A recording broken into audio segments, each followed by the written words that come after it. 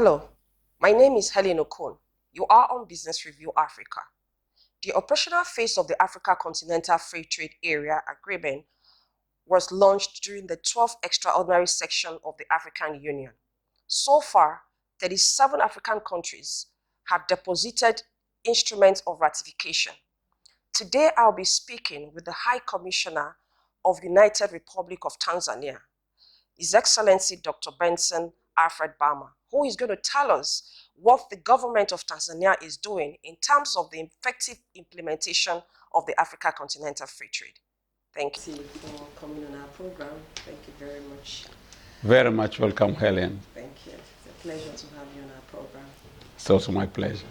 So, of course, I'm sure you're very familiar with the Africa Continental Free Trade. And we know that the Africa Continental Free Trade Area will cover an African market of about 1.2 billion people and a GDP of 2.5 trillion across all the 55 member states in Africa. Till date, the government of Tanzania has not yet ratified the Africa Continental Free Trade. What would be the delay? Thank you very much for a brilliant question. You are right. The government of the United Republic of Tanzania has not yet ratified the African Continent Free Trade Area protocols. Not by design, but for good reasons. First of all, let me inform you that Tanzania is not alone. Only 37 countries on the African continent who are members of the African Union have ratified. And of course, they have signed. But I think Eritrea is yet to sign and to ratify. So Tanzania is not alone. Out of 55 countries, 37 have ratified, 28 are yet to ratify, or 18 are yet to ratify, and Tanzania is among those who haven't ratified. But as we speak today, the Secretary General of African Continental Free Trade Secretariat, Mr. Wamkele Mene, arrived in Tanzania yesterday. And he will have a 4-day working tour. And I think among the major preoccupation that you're going to have will be to discuss processes leading to ratification of the African Continental Free Trade Protocols. Let me assure you that by June to October, Tanzania will have ratified the protocols. This is a complicated process because you want to be inclusive. You want a debate for people to be able to identify the features and the benefits, the objectives, the principles of the institution which is operating under the auspices of the African Union. So Tanzania, we don't rush to issues. We need to do our due diligence exercise. We have done it, and we have recovered that African Continental Free Trade Area protocols are in line with the objectives of African Union. It is good for African countries, but then the ratification processes should be inclusive and participatory.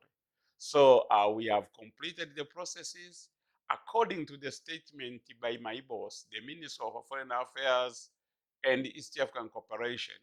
Between June and October this year, Tanzania would ratify after convincing herself that the protocols are within the interest of Tanzania.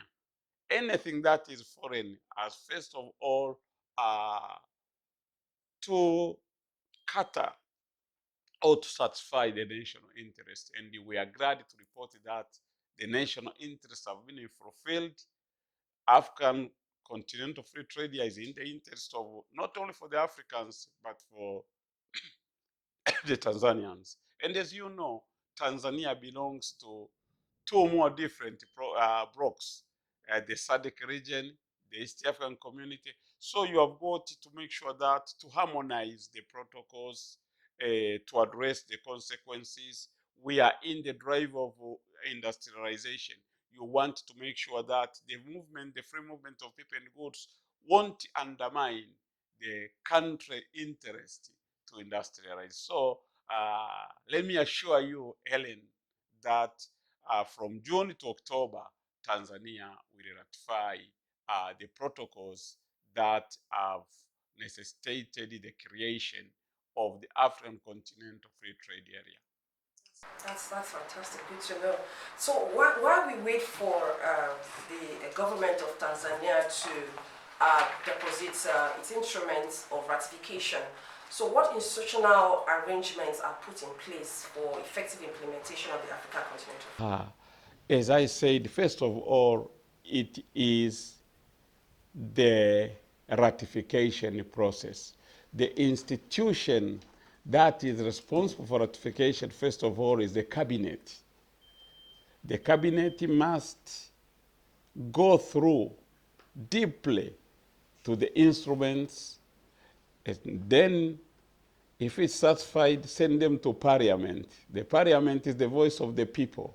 Once it is ratified by parliament, we believe that the key stakeholders, the people of Tanzania, would have been involved in the ratification process. So that is the first arrangement. But the institutional arrangement would also entail the Tanzania Revenue Authority, which is vested with the responsibility of taking care trade transactions, imposing tariff and non-tariff barriers, determining revenues, the rate of revenues. So we already have the Tanzania Revenue Authority. It has all the structures that are necessary for the implementation of the protocols. It has the Customs and the Excise Department. It has the trade facilitation procedures, compliance and enforcement procedures, including protocols on trade, movements of people and goods. So the Tanzania Revenue Authority, which is TRA in abbreviation, is in place to make sure that the protocols related to trade within the ambit of African continent free trade are implemented not only in the letter but also in spirit. So we have that institution in place. And again, don't forget, we have the Minister of Foreign Affairs and East African Cooperation, which is tasked to ensure that the African Continental Free Trade Agreement protocols are aligned with the East African Community protocols, the SADC protocols, and again, it is also charged with smoothening the interstate relations. And African Continental Free Trade Area agreements are interstate. They take an interstate character. So the Minister of Foreign Affairs and East African Cooperation is well placed to oversee the implementation of the African Continental Free Trade Agreement. Okay, that's very impressive. So we know how important tourism is to the Tanzania, economy. Now, in 2020, Tanzania economy actually slowed due to the global pandemic on tourism sector and, of course, external demand. Now, the economic growth of Tanzania, according to statistics, is expected to pick up to 3.6% in 2021 and 6.1% in 2022. Of course, that's subject to recovering in tourism sector. Now, what is your government doing or doing in terms of or measures taken, for recovering in the tourism sector? Very brilliant question, Helen. Let me first put the records correct. Tanzania's economy was growing at 6.9% before COVID-19 pandemic. At the moment, it is growing at 4.7%. below the projection, which stood at 10%. And the inflation rate at the moment is at 3.3%. And it's projected to rise up to 7% due to the economic adverse consequences of COVID-19. Now, by any means, as you have correctly reported, COVID-19 pandemic has slowed down and impacted heavily on the growth of tourism in Tanzania. And tourism in Tanzania employs about 40 million people, directly or indirectly. And it is the second foreign exchange, foreign currency earner in Tanzania. So we take it seriously as one of the sectors that we need to make sure that we put more effort to make sure it is not adversely affected by COVID-19. COVID-19, nobody is sure, but COVID-19 is here to stay. Nobody has a veto power over COVID-19. Science doesn't prove that COVID-19 will wither away by October, by November, by 2023. No, but we have got to live with it. We should not, as people, allow it to conquer the world.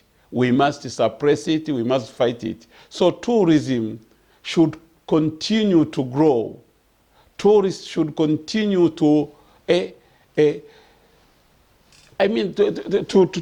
be revamped. We should hands up because of COVID-19. So Tanzania has taken several measures. The first one is to reduce the Tanzania tourism business license for travel agents from $2,000 to $500.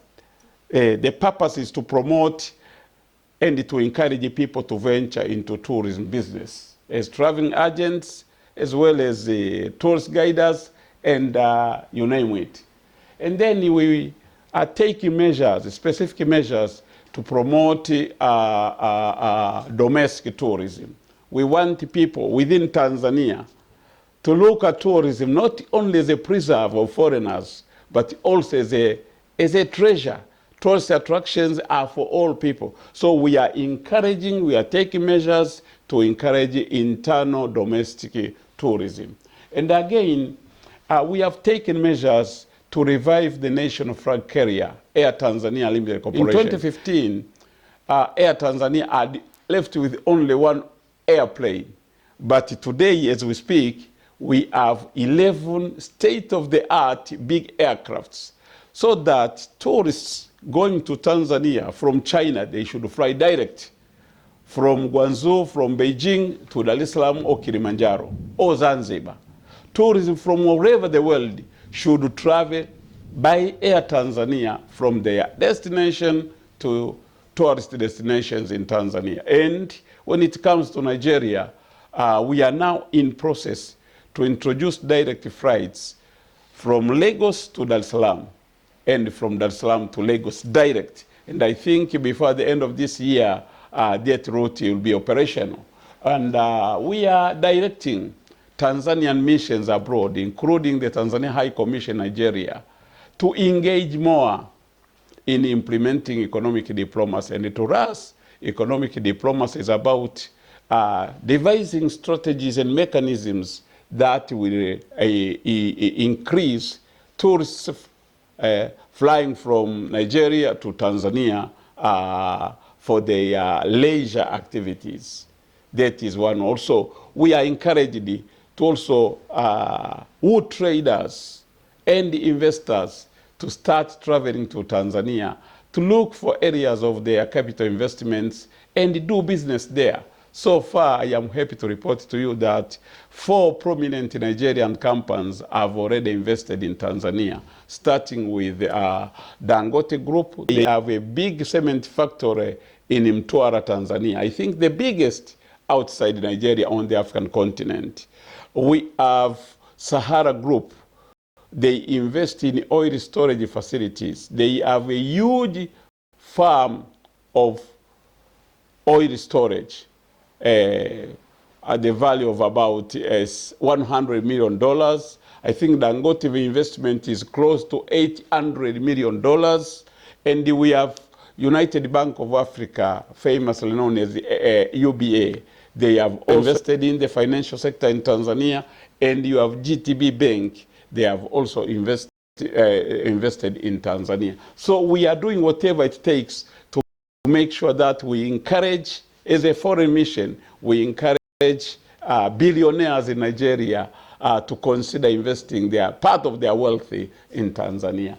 And lastly, the country is financing projects and programs that stimulate economic growth directly and promote tourism. This would include, as I've already said, reviving Air Tanzania Corporation, the nation flag carrier.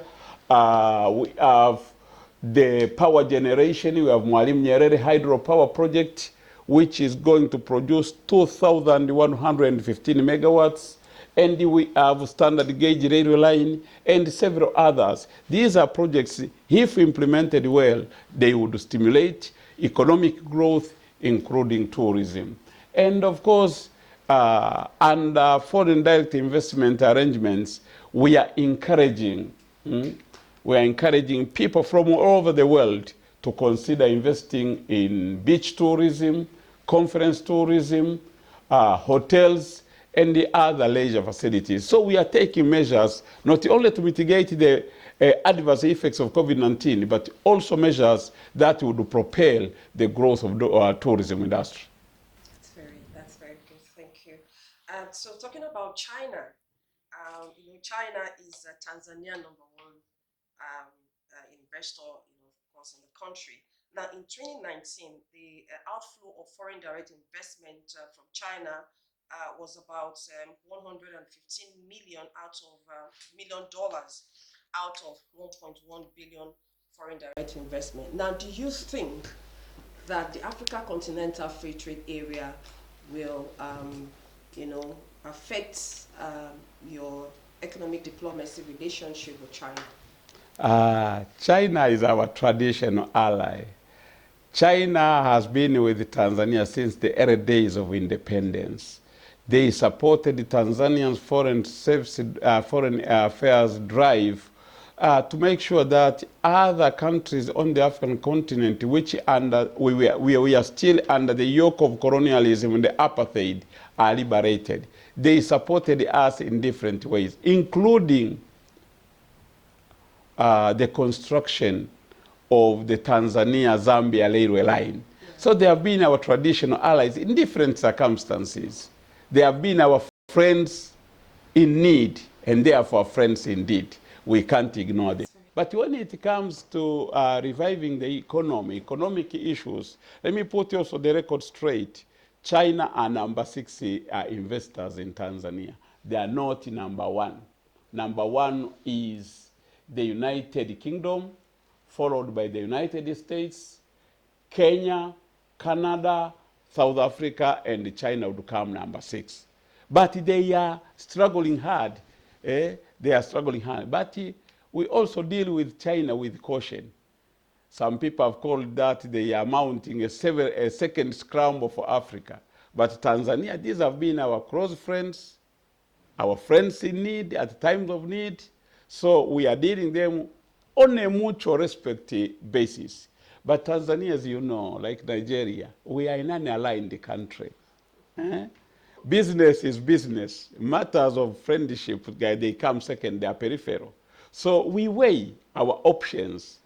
If investors come from China with the conditions and terms that are in the best interest of Tanzania, we would accept them. If they come from America, from Europe, from Australia, from Japan, provided they meet the interests of our people based on a win-win arrangement, we will accept them. So we are not scared. And I don't think China will be a stumbling block towards growing the objectives of the African Continental Free Trade Area. No. The position of my country, we would like to encourage intra-African trade as much as possible. And we see that as a strategy towards delivering the fruits of independence which our forefathers, Nnamdi Azikiwe, Julius Nyerere, the late Kenneth Kaunda, and the others fought for. We fought, we gained political independence, but we have not been able to translate our political independence to economic independence. We are still dependent on the ideals of international financial institutions, dictates of our former colonial masters. We need to liberate Africa from that kind of arrangement. And we see Africa Continental Free Trade Area as a good strategy in the right direction towards enabling countries on the African continent to achieve economic independence. If we achieve economic independence, we promote trade, Tanzania-Nigeria trade, free movement of goods, free movement of people, we will have translated the ideals, the political philosophies, and the beliefs of our forefathers into reality. So I don't think China will be a stumbling block, neither constraint to achieving the objectives and the pillars of Africa Continental Free Trade Area structure under the auspices of the African Union. So, in line with Agenda 2063, talking about the Africa we want, what is your government doing in order to align itself with this agenda? That's also a good question.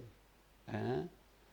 Africa's Agenda 2063, the African we want, Tanzania has done a lot. We have already achieved many of the 7 aspirations that are embodied in Agenda 2063, the African we want. Tanzania, as you know, has been a peaceful country. Right from the day of independence, we have never had military intervention in our governance system. We have created structures, institutions that support many of the 7 aspirations embodied in the African Agenda 2063, the African we want. So I would say that we are struggling to have a prosperous Africa based on inclusive and sustainable development. Tanzania, throughout its Vision 2025 strategy, that sort of an aspiration is well embodied. And by 2025, we should have reached somewhere in terms of creating inclusive growth and sustainable development. An integrated continent, politically united and based on the ideals of Pan-Africanism. And as you know, when it comes to Pan-Africanism drivers, Tanzania has been on the driving seat, right from the days of Mwalimu, who believed that Tanzania's independence was nothing if other countries on the African continent were still under the yoke of colonialism, subjugated, exploited, and humiliated, and above all, subjected to discrimination of all sorts. So in that drive, in that aspiration, Tanzania has always been in the forefront. And we don't apologize to anybody. We wanted a united Africa in the light of what Kwame Nkrumah had speculated, in the light of what the late Gaddafi we are thinking about. We believe in a united Africa.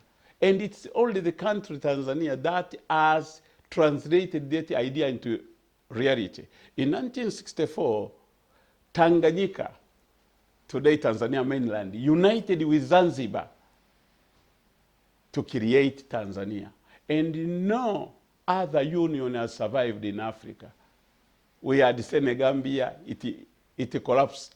And the other attempts to unite countries failed. But in Tanzania, our union is right now 57 years old. It has survived. That's an indicator that Tanzania believes in the unity of Africa, in the United African continent. And I say again,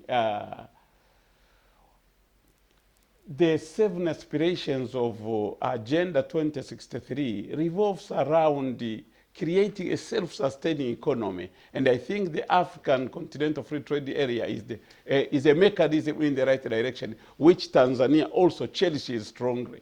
We have been a little bit slow to ratify the instruments, but we are now right there. As I said, from now to October, the government will ratify the instruments governing the operations of African Continent Free Trade Area. So when it comes to really championing Africa's 2063 agenda, building the African we want, Tanzania is in the forefront. Tanzania is a champion, like it has always been. So you can count on our unquestionable and unconditional support from the United Republic of Tanzania. Okay, that's great. I was talking about United Republic of Tanzania. Now, the government has adopted a development plan. That's Tanzania Development Vision 2050. Now, how will this plan deliver the gains of Africa Continental Free Trade to the people of Tanzania? It's a very, very important question. Uh, Let me say that Tanzania's development plan ends on 2025.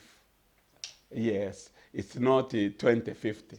Maybe close to 2025, we will craft a new plan that would drive the country maybe up to 2063 or another 25 years, maybe 2050. We haven't really determined what we want, the Tanzania we want by the year 2050 and beyond. But the success stories is that we had planned with our current long-term plan, long-term perspective plan, Tanzania Vision 2025. We had planned to become a middle-income status country.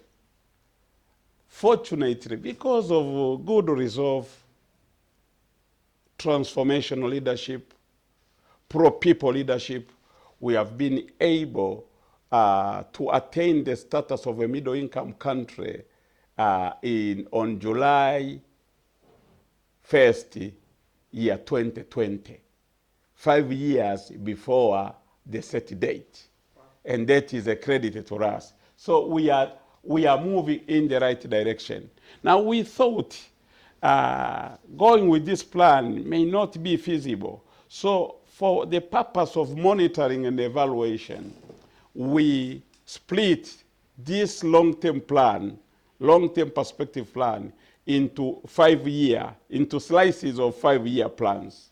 The first one was the first one I think was from 2011-12 to 2015-16.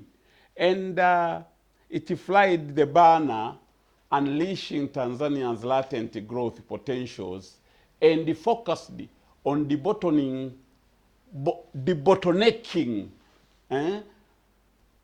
bind constraints to growth. The purpose was to attain economic growth. But we realized that there were bottlenecks, several of them: institutional arrangement, legal constraints, even the values we hold. Corruption was a stumbling block. So the first 5-year plan, we struggled to make sure that we unleash Tanzania's latent growth potential by removing all stumbling blocks that would impede the process. We did a lot. We established institutions that would combat corruption, and I am happy to report that today corruption has been reduced significantly. If it were 90%, today we are talking about 10 to 15% of the incidents. And then we had another portion which stretched the years 2016, 2017 to 2020, 2021, and if realizing competitiveness led export growth. So we devised the policy interventions that we are geared at promoting our exports, be it in gold, agricultural products, fish, whatever you name it. So the purpose was to increase productivity for export. That was the purpose. And we managed. We managed in terms, if you look at our export trend, we increased significantly. I don't have statistical figure, but if you wish, I can look for them. And then we have the third one, which now completes our development vision 2025. And this is the third five-year National Development Plan, stretching the years 2021 21, 22, the current year, this is the first year, up to 2025, 26. This span under the theme, realizing competitiveness and industrialization for human development. This development is not just having buildings, having roads and related infrastructure. It's about the people development. Development is for the people, by the people, That is what we consider development. Now, under this plan, yes, we have made some significant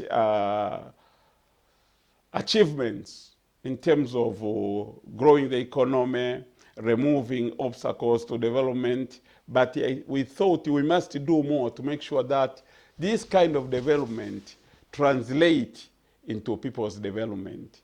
So this is what we are in. We know industrialization is our motto, and that's why we have been, to a certain extent, a little bit had to do diligence. Is the African free trade arrangement, is it not going to impede, to impair our drive to industrialization for human development? So after we realized that, actually it will complement our drive to industrialization and human social development. Let's go for it. So we are now thinking deeper to improve the well-being of our people in terms of education, making sure that education that is offered is relevant by giving people, and our youth specifically, the competencies that they require to become self-reliant. By focusing more on the vulnerable groups of society, the women, the youth, and the disabled. We are taking that route. We are taking it to ensure that people have access to quality health services.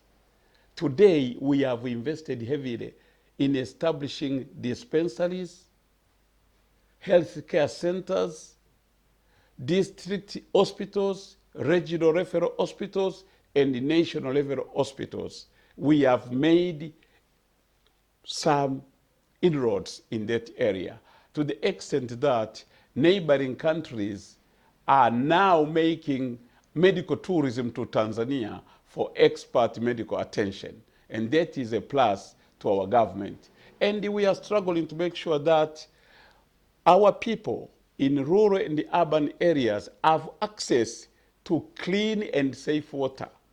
So we have invested heavily to that end. And by the year 2025, we want almost 90% of the rural population to access safe and clean water. We are making sure that almost 100% of the urban dwellers access safe and clean water. And lastly, we have invested heavily in rural electrification.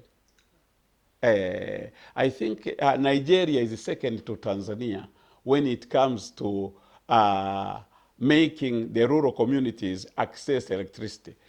By the year 2022, by the end of year 2022, all villages in Tanzania will have access to electricity, including my own village. Really? Yes. So, and that at the lowest cost. It is now, if you want to get connected to electric power, you only pay 27,000 Tanzanian shillings, which is equivalent to about to 4,000 naira. 4,000 naira. So we have taken that route, and that's why we said, aha, this third phase of Tanzania Vision 2025 should not only address the realization of competitiveness, but also the industrialization with the human face. And by human face, I mean with a human development strategy. And I don't think our approach, our Vision 2025 resonated well with the 7 aspirations and the objectives of the African continent of free trade. At the political level, Tanzania is a role model. It's a peaceful country. We have been home to thousands of refugees along our neighboring states, Uganda, Rwanda, Burundi, DR Congo, you name it, without any problem. And over the rest of, this is the 6th phase government, we have been able within our region to produce the first woman president in the region, Her Excellency Samia Suluhu Hassan. And that shows, and that was a peaceful transition to power. If you look the way she's managing the country, today as we speak, this is her 100th day in office.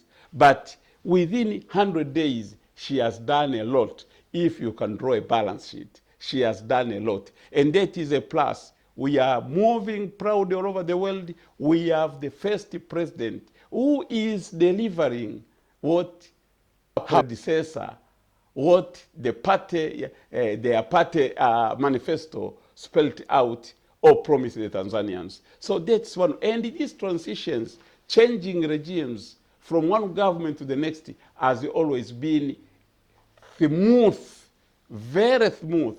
No grudges, no infighting, no dissatisfaction, but the transition is managed within the ambit of the Constitution and within the laws that govern the country. So that's why I say we are proud. And when it comes to implementing African continental free trade agreement, Tanzania will move out in speed, because that resonates well with the core values that define the country as a nation.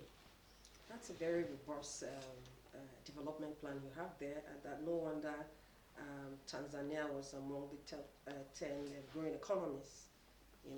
You know, now I'd like you to just speak on the specific reforms, put together by United Republic of Tanzania to promote inclusive and competitive and inclusive economy. Yeah, what strategic reforms do you have? We have reforms are reforms, Helen, and reforms may not necessarily lead to the intended results. Experts on reforms tend to say that a reform tends to breed a reform. But in Tanzania, reforms are moving the country into the right direction when it comes to creating a competitive and inclusive economy. First of all, we have reformed the way we do business. We have embraced the philosophy of public-private partnership. That's one of the fundamental reforms, believing that the private sector is the engine of any economy in any jurisdiction. So we are encouraging, we have laid down strategies and taken measures that would promote public-private partnership. And by public-private partnership, we are not leaving anybody behind. The public in their entirety, be it in cooperative unions, in small-scale medium enterprises business, we are moving together. So we are encouraging public-private partnership, knowing for sure that the private sector is the engine of the economy. We have left the public sector to core government business, but the non-core government business, including trade, business, we are leaving those to the organized private sector. Number two, we have put into place structures, institutions, legal frameworks which support, promote, attract, and incentivize foreign investment. So to make it an inclusive economy, you don't just look at the people in the boundaries of your country. No, you are looking at your friends, your brothers elsewhere, within the African continent, outside the African continent. So we are encouraging. We have put down strategies and institution frameworks as well as public policies that support foreign direct investment. So we are attracting investors all over the world to consider investing in Tanzania. We are here. In May, we organized the two workshops. One was held in Abuja, and another one in Lagos on the 6th of May, to encourage Nigerians. The good thing is that Nigerians, you have a good segment of billionaires in this country who are able to export their capital elsewhere. So we organized the forum for the purpose of emancipating, increasing the awareness on the investment opportunities that are available in Tanzania and the incentives that are provided to all prospective investors. And at the moment, as I speak, we have already received 12 inquiries from different companies within Nigeria who would want to go to Tanzania to look for opportunities for investment. So that would be an inclusive economy which is based on the entire continent of Africa, as well as our foreign missions, the embassy like this, high commissions. We have been directed to implement the economic diplomacy policy, which in a way resonates well with our resolve to promote investors from countries of accreditation to take their capital to Tanzania to invest in different areas, in manufacturing, in pharmaceutical industries, in agriculture, in fishing, in tourism, you name it. We have vast opportunities. And when you invest in Tanzania, that's why we need inclusive. You are likely to access the entire East African market, a market of about 170 million people. You are also likely to access the SADC market, a market of about 350 million people. So that's why when you say inclusive economy, we are not looking inside the country only. We are also looking outside the country. And to make it even more inclusive for the Tanzanians, we have established special funds and special banks to be able to extend the credit facilities to vulnerable groups, especially women, youths, and the other disadvantaged groups in society or vulnerable groups in society. So today, the national budget has taken care of the need to have inclusive economy by promoting women who would like to invest in small and medium-scale enterprises, to empower the youth who are jobless. We know unemployment is a time bomb in almost all African countries. So we have taken measures to make sure that we create special funds that could be accessed by the youth to engage themselves into productive work.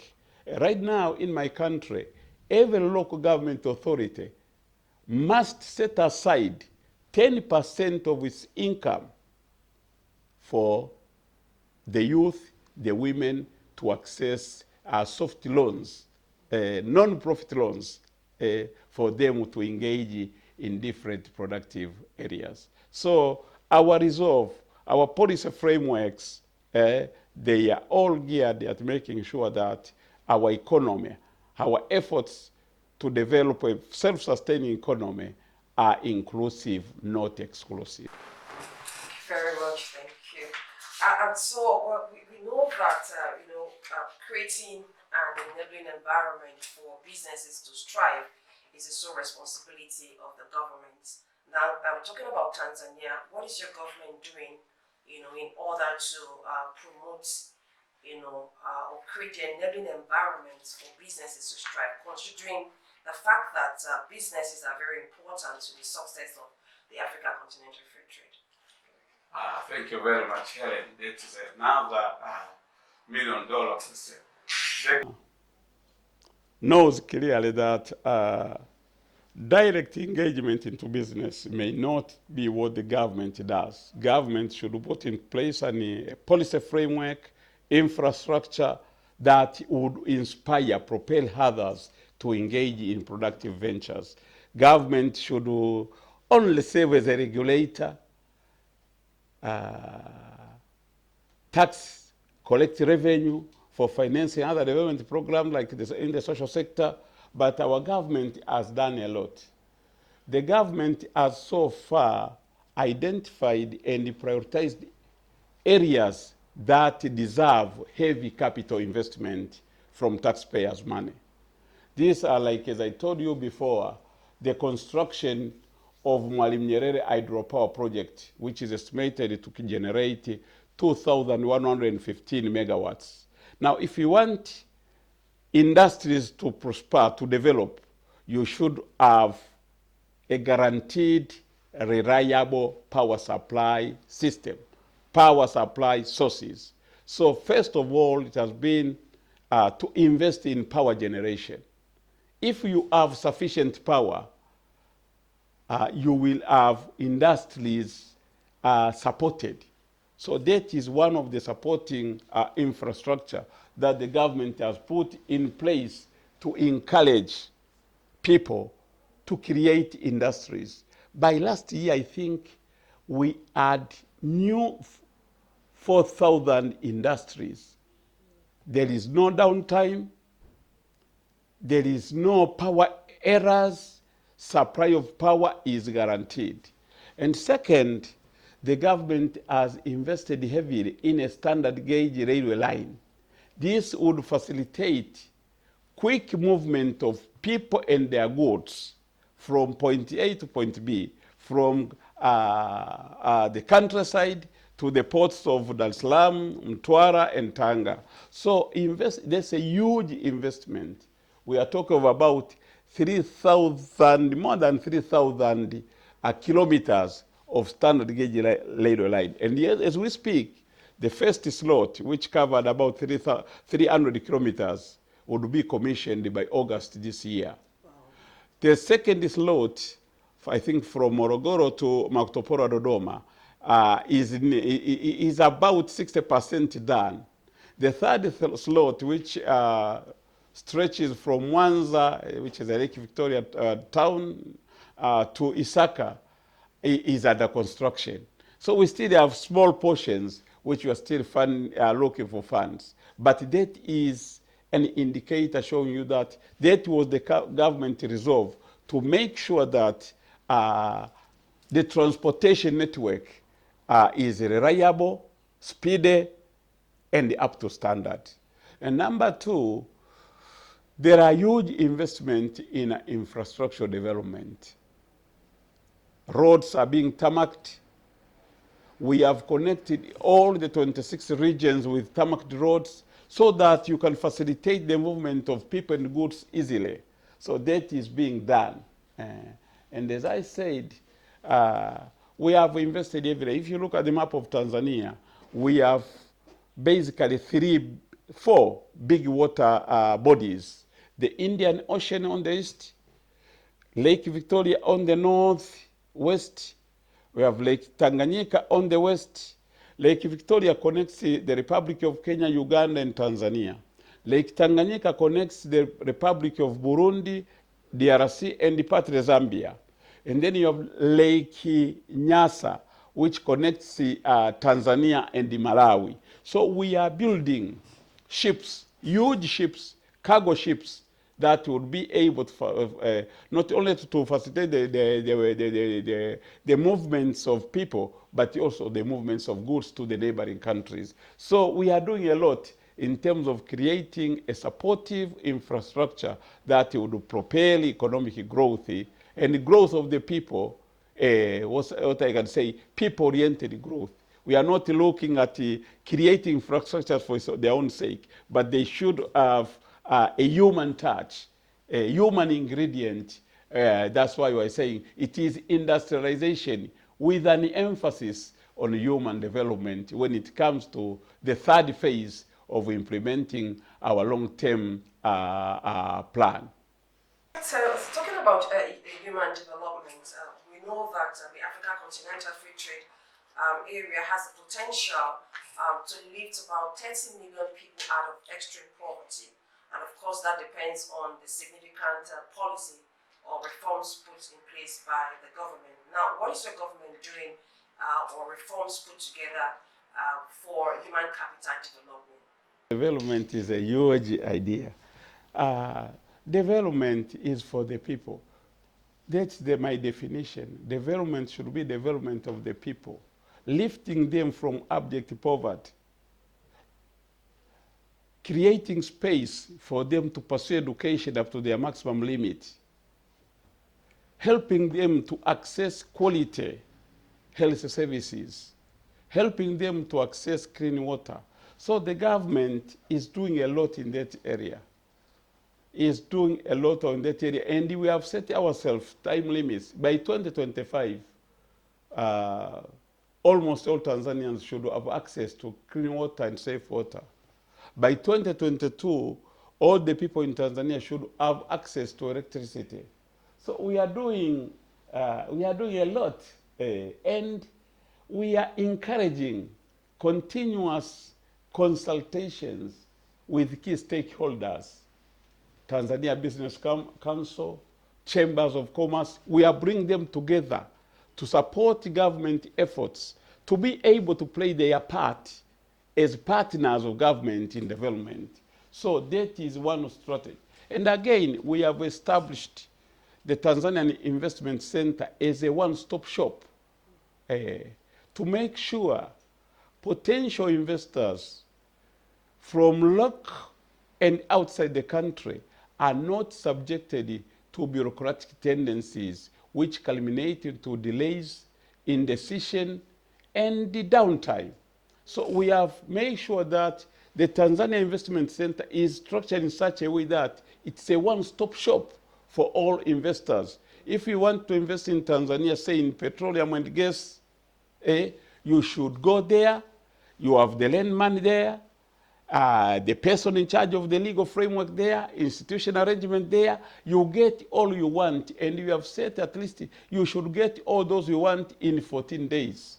And that institution, that's why it is placed organizationally under the office of the Prime Minister, so that the Prime Minister himself, which is the overseer of government business in the House, but also plays a coordinative role of all government ministries, should know what is happening. And I can tell you, about 2 weeks, two employees of the EPZA were fired because of their bureaucratic tendencies to investors. So we are serious. And in that line, because African Continental Free Trade Area Agreement is not about just trading, exchanging crops here and there. No. It's about seriousness. It's about injecting competition into productivity and services delivery.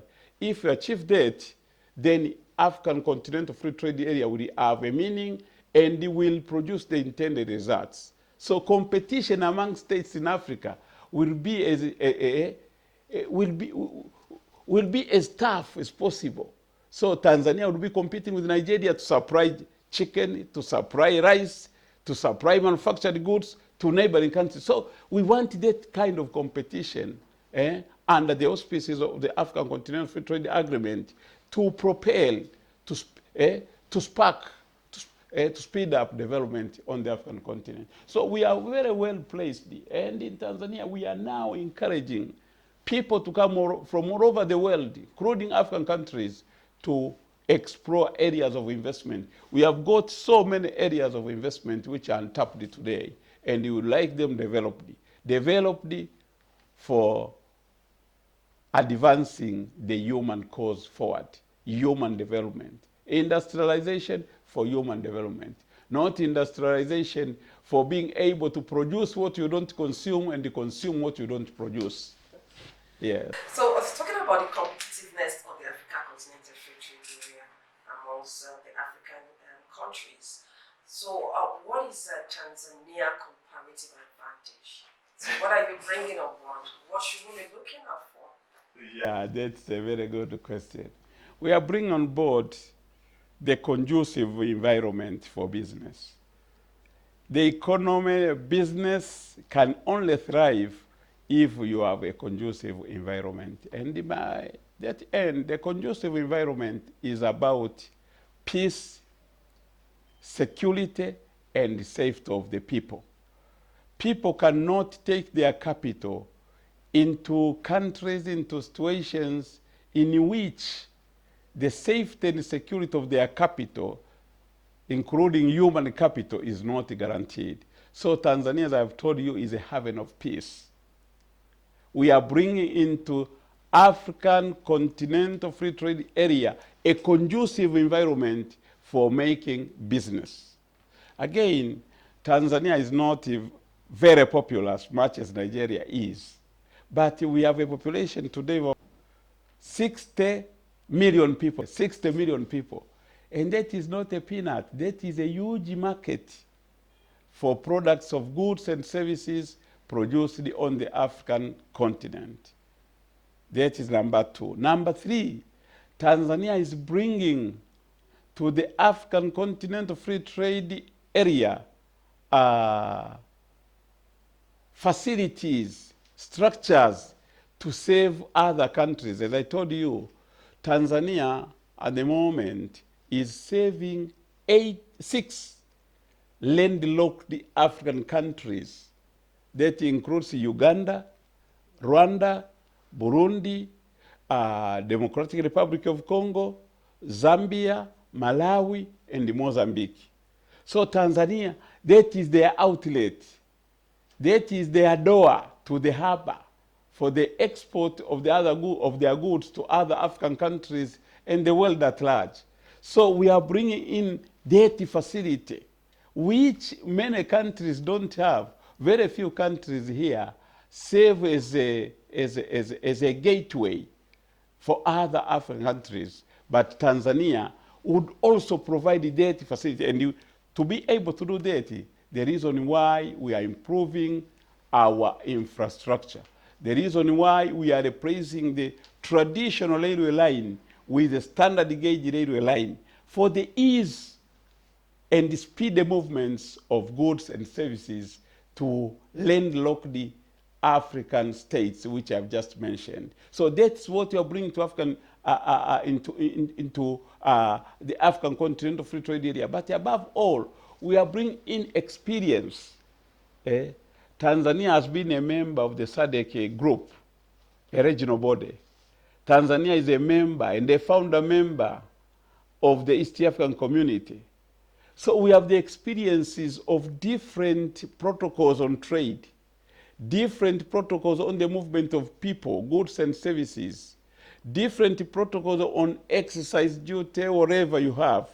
So international trade is Tanzania is a home of international trade experience. So we are bringing in expertise. The reason why, today as we speak, the Secretary General of African Continent Free Trade Area, Mr. Wamkele Mene, is in Tanzania today delivering his lecture at the University of Dar es Salaam. And of course, engaging staff, including staff from my own ministry, the Ministry of Foreign Affairs and East African Cooperation, issues that may have at one time maybe been not understood clearly by my government.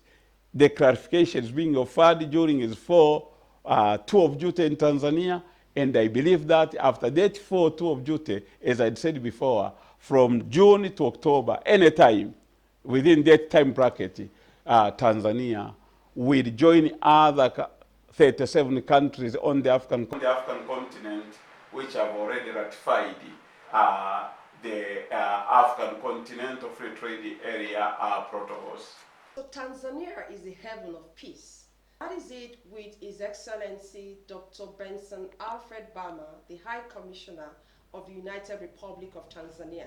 He's been able to share with us what the government of Tanzania is doing in terms of effective implementation of the Africa Continental Free Trade Area. See you and bye for now. Oh, thank you Thank you very very much. much. Thank you, Helen. Thank Thank you, you for Excellency. coming. Thank you And for thank your you for a time. brilliant interview. Thank you. It's a pleasure.